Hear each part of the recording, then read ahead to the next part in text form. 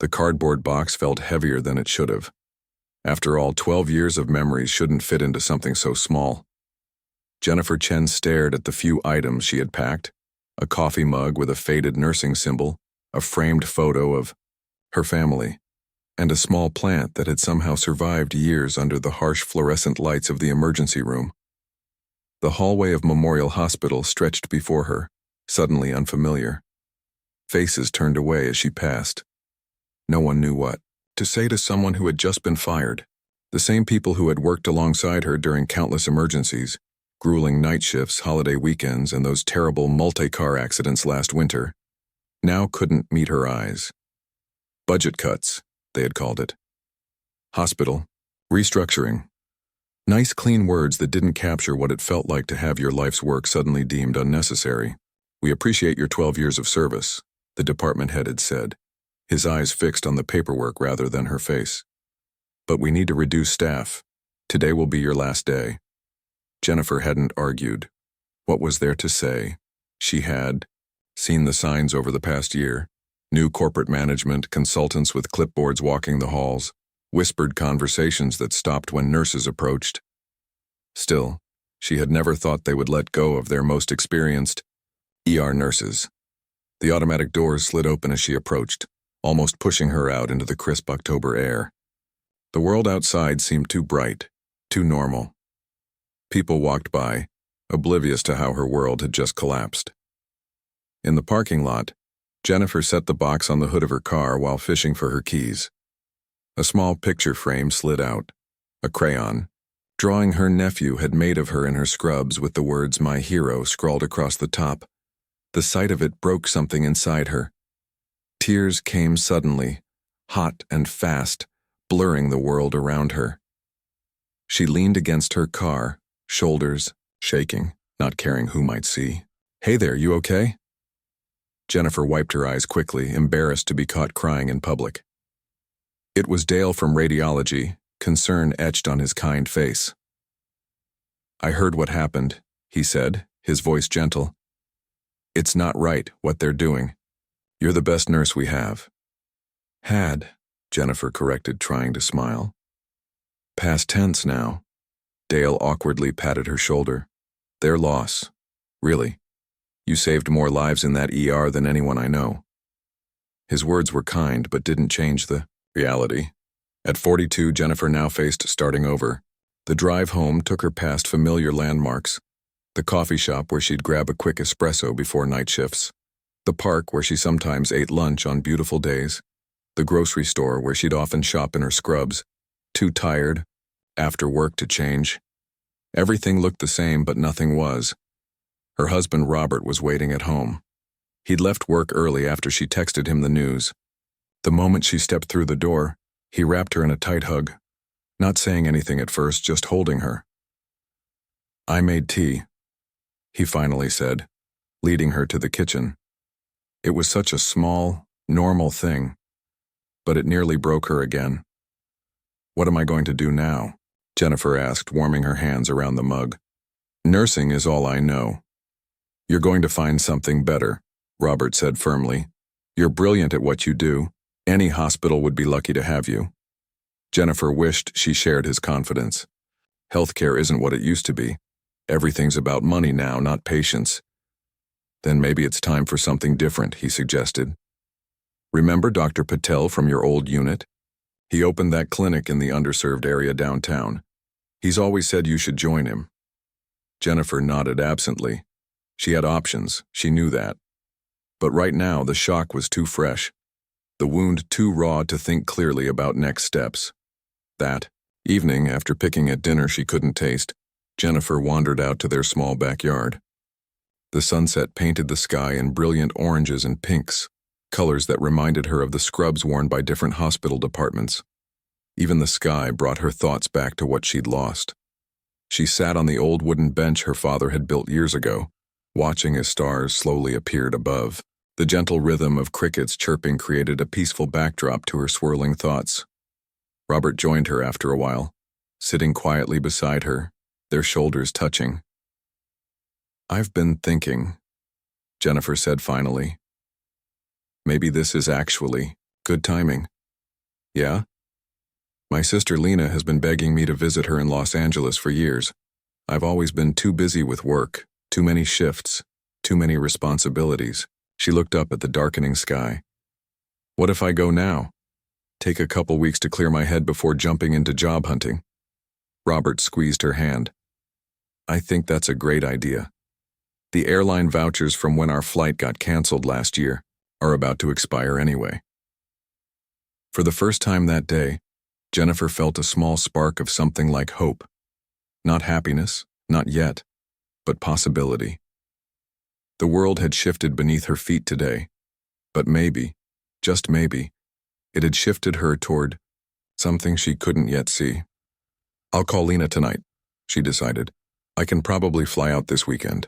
Little did Jennifer know that this impulsive decision, born from one of the worst days of her professional life, would set in motion events that would change everything. The universe works in strange ways sometimes. As she sat in her backyard, nursing her wounded pride and shattered career, forces were already aligning to put her in exactly the right place at exactly the right time. A place where her skills would be desperately needed. A place where her quick thinking would save a life. A place where she would meet someone who would open doors she never imagined possible. But for now, she simply sat in the gathering darkness, planning a trip to California, completely unaware of the extraordinary chain of events that had just been set in motion. 3 days after losing her job, Jennifer found herself stuck at Dallas-Fort Worth International Airport, staring at the flight information board with growing frustration. The words "delayed 4 hours" blinked mockingly beside her connecting flight to Los Angeles. Mechanical issues, the gate agent had announced with practiced sympathy. We apologize for any inconvenience. Any inconvenience. As if spending half a day in an airport terminal was just a minor hiccup. Jennifer sighed and adjusted the strap of her carry-on bag. At least she had nowhere urgent to be. That thought, the reminder of her suddenly empty calendar, stung more than she expected. Gate C-23 looking mighty cozy for the next few hours, she muttered to herself, scanning the already crowded seating area. Most travelers had claimed their territory with bags, jackets, and electronic devices spread across multiple seats. Jennifer spotted a single open seat near the window and made her way toward it. The terminal hummed with the white noise of an airport, announcements echoing over the PA system, the beep of luggage carts backing up, children laughing or crying depending on how their day was going. A group of business people huddled around a charging station, their faces illuminated by laptop screens. 2 elderly women shared a bag of pretzels, while a college-aged kid slept sprawled across 3 seats, using his backpack as a pillow. Jennifer settled into her spot by the window, unzipped her bag, and pulled out the paperback mystery novel she'd been saving for the trip. Next came her travel mug, still half full of the coffee she'd bought before her first flight. Cold now, but caffeine was caffeine. Page 47, she whispered, finding her place. She'd barely finished 2 paragraphs when her phone buzzed. Her sister, Lena. Flight delayed, airport hell? Jennifer smiled and texted back. How'd you guess? 4 more hours in Dallas. Ugh. Airport jail. Buy yourself something nice and send me the bill. Jennifer chuckled and returned to her book, but found it harder to focus than expected. The past few days had been a whirlwind. Packing, arranging for a neighbor to water her plants, trying not to think about job searching. Everything had happened so quickly that she hadn't fully processed being fired. She glanced up from her book, watching travelers rush past. Everyone seemed to have a purpose somewhere important to be. Everyone except her. The thought was interrupted when a man sat down 2 rows ahead of her. Something about him caught her attention, though she couldn't immediately say what. He wasn't particularly tall but carried himself with confidence. Mid-60s maybe, with a trim build and a baseball cap pulled low over his face. Dark sunglasses completed the look despite being indoors, the universal signal for "don't talk to me." Jennifer returned to her book. The main character had just discovered a vital clue when the overhead speaker crackled to life. Attention passengers for Flight 1428 to Los Angeles. We're still expecting a departure time of 4:45 p.m. We appreciate Your patience. More waiting. Jennifer checked her watch. Only 30 minutes had passed. She considered finding food but wasn't hungry. The coffee shop across the way looked inviting, but she'd already had 3 cups today. Instead, she people-watched for a while, making up stories about her fellow travelers. The businessman anxiously checking his watch every 2 minutes. Late for an important meeting. The young couple holding hands across the armrest. Honeymoon? Definitely. The older woman knitting something purple, making a gift for her first grandchild. Her gaze drifted back to the man in the baseball cap. He'd been sitting perfectly still, looking at his phone. But something had changed in the past few minutes. His posture was different. No longer relaxed but tense, his shoulders hunched forward. As Jennifer watched, he put his phone down and gripped the armrest with one hand. The other hand moved to rub his chest. It was subtle. No one else seemed to notice. But Jennifer had spent 12 years in an emergency room. She knew the signs. The man removed his sunglasses briefly to wipe his forehead, and Jennifer could see beads of sweat forming despite the terminal's aggressive air conditioning. He replaced the glasses quickly, but not before she caught a glimpse of pain in his eyes. Probably nothing, she told herself.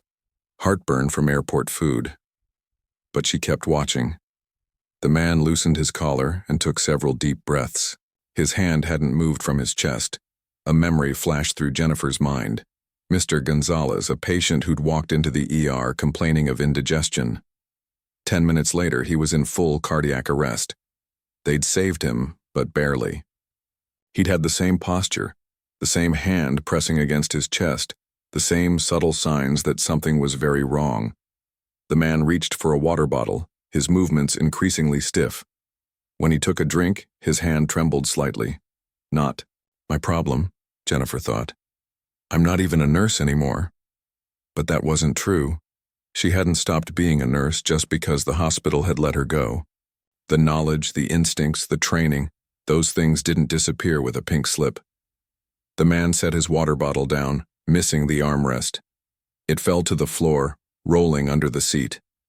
When he leaned forward to retrieve it, his face contorted in a grimace he couldn't hide. That did it. Jennifer closed her book and stood up. As she did, an announcement came over the PA system about a gate change for a flight to Chicago. Travelers around her gathered their belongings, creating a momentary chaos of movement. By the time she'd navigated around a family with 3 rolling suitcases, the man had started to sway slightly in his seat. Jennifer quickened her pace. She didn't know who he was, or why he was traveling alone. She didn't know if he'd welcome her help or tell her to mind her own business. She didn't know that this moment, this simple decision to walk across an airport terminal, would change the course of her life forever. All she knew was that someone needed help. And despite everything that had happened, that was still who she was, someone who helped. Jennifer weaved through the crowded terminal, her heart beating faster with each step. The man in the baseball cap was now visibly struggling, his breathing labored. As she approached, she noticed how pale his skin had become, almost gray around his lips, not a good sign. "Excuse me, sir, are you feeling all right?" Jennifer asked, stopping directly in front of him. The man looked up, startled by her presence. Behind his sunglasses, his eyes narrowed slightly. "I'm fine," he said gruffly. "Just some indigestion." The way he paused mid-sentence to take a breath told Jennifer everything she needed to know. This wasn't indigestion. "I'm a nurse," she said, dropping her defenses about her recent job loss. In this moment, it didn't matter. "And you don't look fine to me." Without waiting for permission, she sat in the empty seat beside him. Years of handling emergency situations had taught her that sometimes you had to be direct. Politeness could cost precious minutes. "I'm going to check your pulse if that's okay," she said, already reaching for his wrist. The man hesitated, then gave a small nod. His pulse was racing and irregular, another red flag. Up close, she could see sweat beading across his forehead, despite the air-conditioned terminal. "Sir, I think you might be having a cardiac event. We should get you medical attention right away." "No hospitals," he muttered. "I'll be fine. Flight's in a few hours." Jennifer recognized the denial. She'd seen it countless times in the ER. Patients downplaying serious symptoms, especially men of a certain age who didn't want to appear weak or cause trouble. "How about this?" she offered, her voice calm but firm. "Let me help you get more comfortable, ask you a few questions, and if I'm worried, we call for help. Deal?" The man studied her face, seemingly weighing his options. "You really a nurse?" he asked skeptically. 12 years in emergency medicine at Memorial Hospital. She replied, leaving out the fact that as of 3 days ago she was unemployed. "And right now I'm concerned about you." Something in her tone must have convinced him. He nodded slowly. "Fine, but no fuss." Jennifer helped him loosen his collar and got him to sit back in the chair. She wished she had a blood pressure cuff and a proper medical kit, but she'd have to rely on her observations and experience. "Any pain in your chest, arm, jaw?" she asked, watching his reactions closely. "Some pressure," he admitted reluctantly. "Here." He tapped the center of his chest. "Started about 20 minutes ago, thought it was that lousy burger I had." "Does it radiate anywhere, your arm, your back?" He nodded slightly. "Left shoulder feels a tight." Alarm bells rang in Jennifer's head, classic heart attack symptoms. "Any history of heart problems, high blood pressure, medications?" "Blood pressure meds," he said, "and had a stent put in 2 years ago. That sealed it. This wasn't something to wait out. Sir, with your history and these symptoms, we need to get you checked out properly." She looked around the terminal, spotting an airport employee at the gate desk. "I'm going to ask them to call for medical assistance." The man gripped her arm, suddenly surprising her with his strength. "No cameras," he said quietly but firmly. "No scene. Please."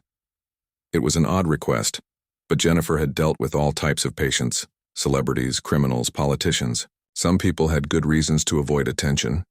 "Okay," she assured him. "I'll be discreet." She walked quickly to the gate desk, cutting ahead of a line of passengers with flight questions. "Excuse me," she said to the airline employee, keeping her voice low. "There's a gentleman having a possible cardiac event in the seating area. He needs medical attention, but he's asked for no commotion. Do you have a medical team that can respond quietly?" The young woman's eyes widened, but to her credit, she remained professional. "Yes, ma'am, I'll call our emergency response team right away. They can be here in minutes." "Thank you, and maybe find out if there's an AED nearby?" "Just in case." Jennifer returned to the man, who seemed to be breathing more heavily now. A middle-aged woman had noticed the situation and hovered nearby. "Can I help?" she asked Jennifer. "I'm a dental hygienist." "Actually, yes," Jennifer replied, grateful for the offer. "Could you find an open seat and keep people from gathering? He'd like some privacy." As the woman nodded and moved to create some space, Jennifer knelt in front of her patient. "Help is coming," she told him. "Now, I want you to focus on your breathing, nice and slow." She demonstrated, breathing in deeply through her nose and out through her mouth. The man tried to follow her lead but winced with the effort. "My name's Jennifer," she said, hoping conversation might keep him calm and alert. "I was supposed to be on my way to visit my sister in Los Angeles, but my flight got delayed." "Bad luck," he managed to say between careful breaths. "Maybe not," she replied with a small smile. "If I'd made my connection, I wouldn't be here now." Something shifted in the man's expression. Recognition, perhaps, of how random circumstances sometimes aligned in meaningful ways. Jennifer continued monitoring him while they waited. She kept one finger discreetly on his wrist, counting his pulse. Still too fast, still irregular. His color hadn't improved. Within minutes, 2 airport personnel in navy blue uniforms approached with a medical kit and what looked like a portable defibrillator. They moved efficiently but calmly, not drawing unnecessary attention. "Sir," one of them said, a woman with short gray hair and confident movements. "I'm Diane from the airport medical response team. This is my colleague, Kevin. We're here to help." Jennifer stood and quickly briefed them in the professional shorthand of medical providers. Male patient, mid-60s, history of hypertension and previous cardiac stent. Presenting with chest pressure radiating to left shoulder, diaphoresis, possible dyspnea, pulse rapid and irregular. No medications administered. Symptoms began approximately 30 minutes ago. Diane nodded appreciatively at the thorough assessment. Thank you. Are you traveling with the patient? No, I just noticed he was in distress. I'm an ER nurse. Well, he's lucky you were here, Kevin said as he opened the medical kit. Jennifer stepped back slightly, watching as they took over. They attached small monitoring pads to the man's chest under his shirt, managing to be both thorough and discreet. Within moments, a small portable monitor displayed his vital signs. Diane frowned at the readings. Sir, your EKG is showing some concerning patterns. We need to transport you to a hospital for further evaluation. The man started to protest, but Jennifer caught his eye. Remember our deal? She said gently.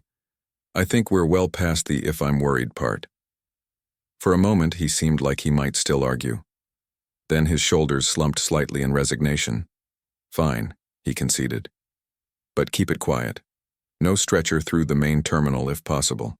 We can use the service elevator, Kevin assured him, and we have paramedics waiting with transport. As they prepared to move him, the man reached out and caught Jennifer's hand. Thank you, he said, his voice stronger than before. Most people would have walked by. Jennifer squeezed his hand lightly. Lucky for both of us, I'm not most people. The next 30 minutes passed in a blur. Jennifer found herself walking alongside the airport medical team as they escorted the man through a service corridor, away from curious onlookers. They'd been joined by 2 paramedics who had arrived with surprising speed. We have a cardiac unit standing by at Parkview Memorial, one of the paramedics explained as they approached a service elevator. 8 minutes by ambulance with traffic. Jennifer nodded, still holding the man's medical information she'd jotted down on the back of her boarding pass. She'd been planning to hand it over and return to her gate, but something kept her involved. Maybe it was the nurse in her, unable to simply walk away from a patient in need. Or maybe it was the strange connection she felt to this stranger whose life had intersected with hers at precisely the right moment. You don't have to come, the man said, seeming to read her thoughts. His voice sounded steadier now that he'd been given aspirin and had an oxygen cannula under his nose. You'll miss your flight. It's delayed for 3 more hours, Jennifer reminded him. And anyway, I'd like to make sure you're settled before I leave. The truth was, helping this man felt important in a way she couldn't fully explain. After days of feeling useless and discarded, her skills mattered again. They reached the ambulance waiting at a service entrance away from the main terminal traffic. The paramedics efficiently transferred him onto the stretcher, connecting him to their more sophisticated monitoring equipment. BP's 158/92, one of them announced. Heart rate still elevated and irregular. Gave him 325 milligrams of aspirin, Diane from the airport team added, handing over her notes. Jennifer hesitated at the ambulance doors. This was typically where her involvement would end. She wasn't family. She wasn't even officially a healthcare provider in this situation, just a bystander who happened to know what to look for. You coming? Asked the younger paramedic, noticing her hesitation. Jennifer glanced at her watch. Her flight wouldn't leave for hours, and the hospital was only 8 minutes away. Yes, she decided. If that's okay. She climbed into the ambulance and took a seat against the wall, across from where the paramedics were working. The man's baseball cap had been removed, revealing thinning gray hair. His sunglasses were tucked into his shirt pocket. Without them, his face looked both vulnerable and strangely familiar. The ambulance pulled away from the curb, lights flashing but sirens silent. Inside, the paramedics worked efficiently, starting an IV line and attaching additional monitoring leads. Mr. Smith, the older paramedic said, using the name the man had given, we're going to give you some nitroglycerin to help with the chest pain and improve blood flow to your heart. The man nodded, his eyes briefly meeting Jennifer's. She gave him an encouraging smile. You're in good hands, she told him. These guys know what they're doing. Seems like you do too, he replied. Lucky for me. One of the paramedics, his name tag read Tyler, glanced between them.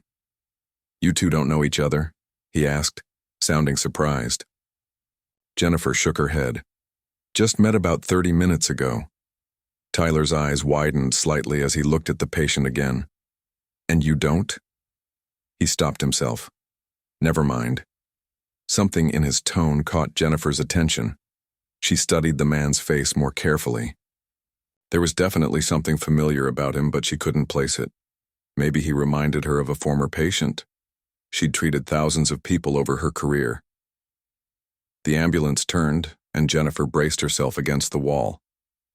The man, Mr. Smith, closed his eyes as the nitroglycerin began to take effect. Pain level now? The paramedic asked. Down to a 4, he answered. Was about an 8 before. Jennifer felt a rush of relief. Responding well to nitro was a good sign. They arrived at Parkview Memorial within minutes, pulling up to the emergency entrance where a team was already waiting. The back doors opened and a flurry of activity followed as the patient was transferred into the hospital's care. Jennifer stepped out of the ambulance, suddenly feeling out of place. She wasn't staff here. She wasn't family. She had no official role to play. You can wait in the family area, a nurse told her, kindly misreading her presence. We'll update you when we can. Jennifer didn't correct the assumption. She followed directions to a small waiting room and sank into an uncomfortable plastic chair. Now that the adrenaline was wearing off, exhaustion hit her hard. She hadn't slept well since losing her job, and the emotional roller coaster of the past hour had drained what energy she had left. She checked her phone. Still nearly 3 hours until her flight. Plenty of time to make sure Mr. Smith was stabilized before heading back to the airport. The waiting room TV was tuned to a news channel with the sound muted.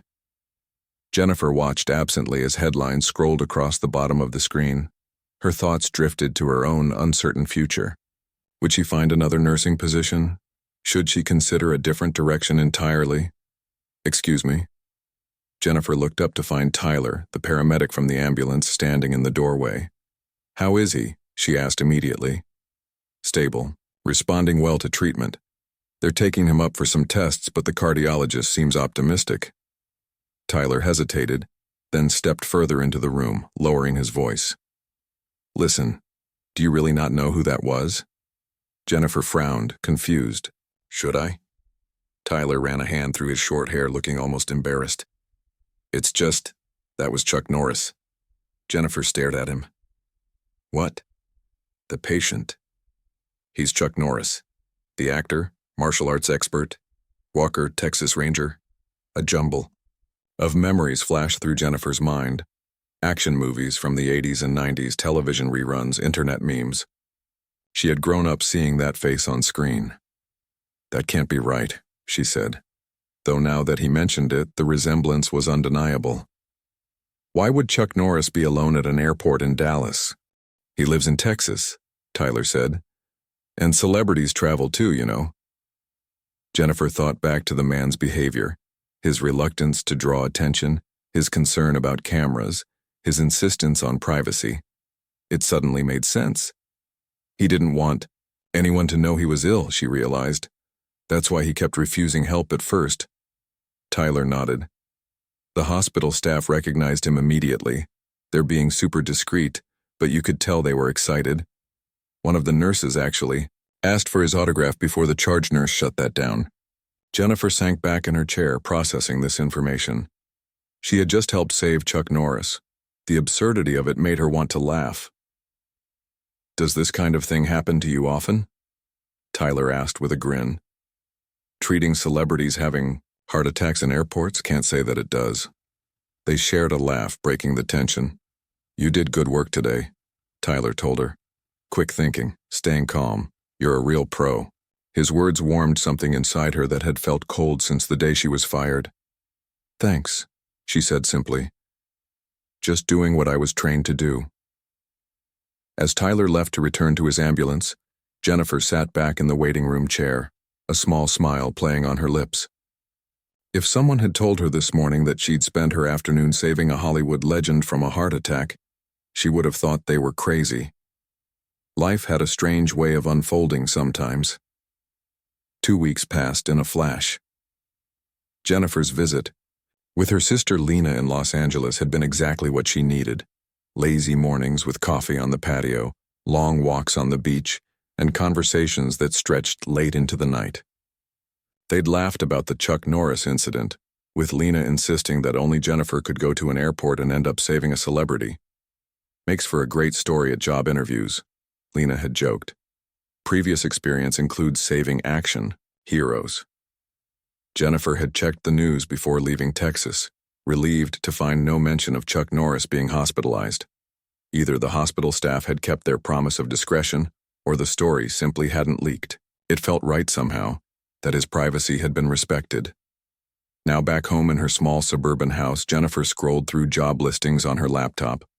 The break had done her good, but reality was setting in again. Bills wouldn't pay themselves. Nursing, physician, pediatric clinic, nursing supervisor, rehab center, travel nurse, 6-month contract. She read aloud, noting possibilities.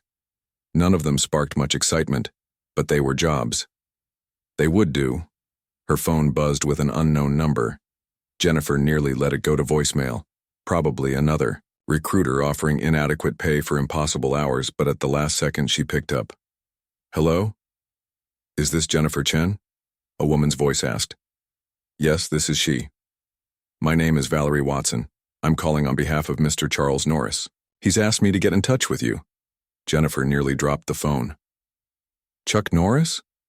Yes, the woman said, a smile evident in her voice.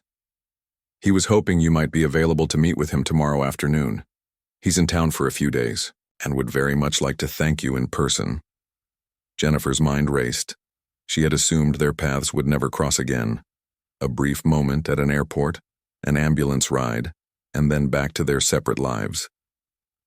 Yes, she managed to say. Yes, I'm available. They arranged to meet at a private office downtown the following day. Jennifer hung up, still in shock. What do you wear to meet someone whose life you saved? Someone famous, no less? The next morning, she spent an embarrassing amount of time deciding on an outfit, finally settling on a simple blue dress that her husband Robert always said brought out her eyes. Professional but not stuffy. You look great, Robert assured her before she left. And remember, he asked to see you. That means he's grateful. The address led her to an unassuming office building. She checked in with security, who directed her to the 11th floor. Her heart pounded as the elevator climbed, nervousness building with each floor. The doors opened to reveal a tastefully decorated reception area. A woman who must be Valerie greeted her warmly. Jennifer, thank you so much for coming. Mr. Norris is looking forward to seeing you. She led Jennifer through a door into a comfortable conference room, and there he was, looking remarkably better than the last time she'd seen him. Color had returned to his face, and he stood with the confident posture of someone in good health. He wore a simple button-down shirt and slacks, casual but put together.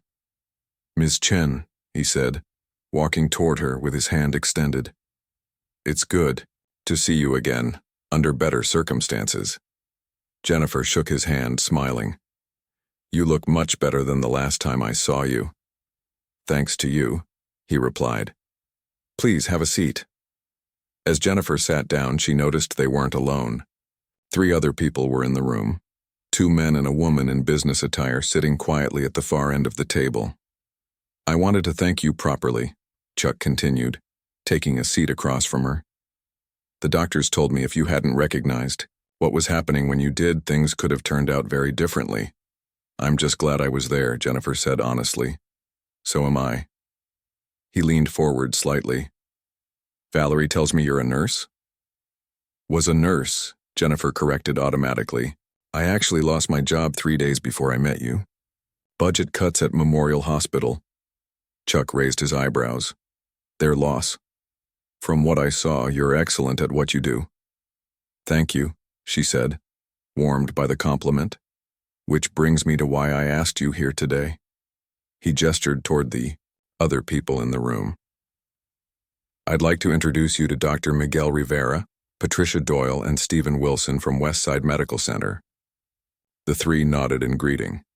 Dr. Rivera, a distinguished-looking man with salt-and-pepper hair, spoke up.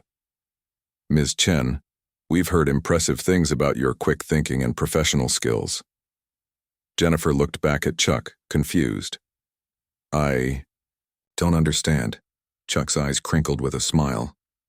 After I recovered, I got to thinking about what happened, how random it was that you were there, delayed on your flight, in exactly the right place at the right time. He paused. Then I learned you'd just lost your job. That didn't seem right. Someone with your skills being let go. These things happen, in healthcare now, Jennifer said with a small shrug, trying to hide how much it still stung. Well, I've been fortunate in my life, Chuck continued. I've had some success and been blessed with more than I need. So I decided to do something meaningful with some of it. Dr. Rivera picked up the conversation.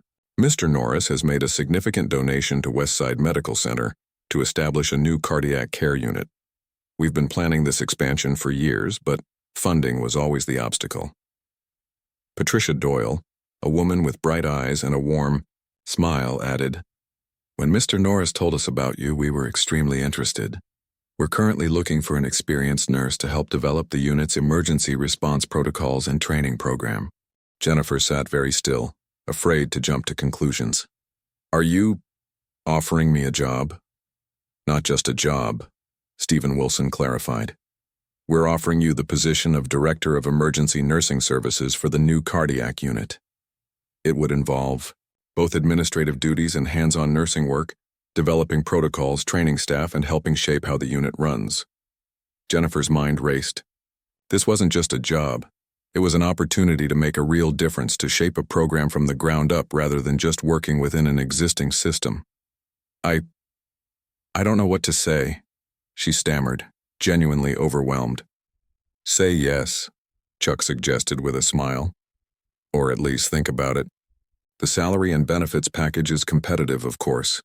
Dr. Rivera slid a folder across the table. "All the details are in here. Take your time to review them. We don't need an answer today." Jennifer nodded, still trying to process what was happening. Just weeks ago, she'd been packing her desk into a cardboard box, feeling worthless and discarded. Now she was being offered a position that many nurses would dream of. "There's something else," Chuck added. "A small thank you gift." He handed her an envelope. Jennifer opened it to find 2 first-class tickets to anywhere in the continental United States. "For you and your husband," Chuck explained. "I thought you might like to take a proper vacation before starting your new job, if you accept, that is." "This is all so unexpected," Jennifer said, emotion making her voice unsteady. "Life is funny that way," Chuck replied. "Sometimes the worst day of your life puts you exactly where you need to be for something important to happen." He paused, then added with genuine gratitude, "You saved my life, Jennifer. Helping you find a new path is the least I can do." As Jennifer drove home that afternoon, the folder on the passenger seat beside her, and the tickets tucked safely in her purse, she couldn't help but marvel at how quickly life could change. 3 weeks ago, she'd been devastated by losing her job. Now she had a better opportunity than she could have imagined. Sometimes endings weren't really endings at all, but doorways to something new. Sometimes being in the wrong place at the wrong time, a delayed flight, a crowded airport, could turn out to be exactly the right place at exactly the right time. When she called her sister Lena that evening to share the news, her sister laughed and said, "See? I told you, only you could turn getting fired into saving Chuck Norris and landing your dream job. That's some serious life karma right there." Jennifer had to agree. Life did have a funny way of bringing things full circle.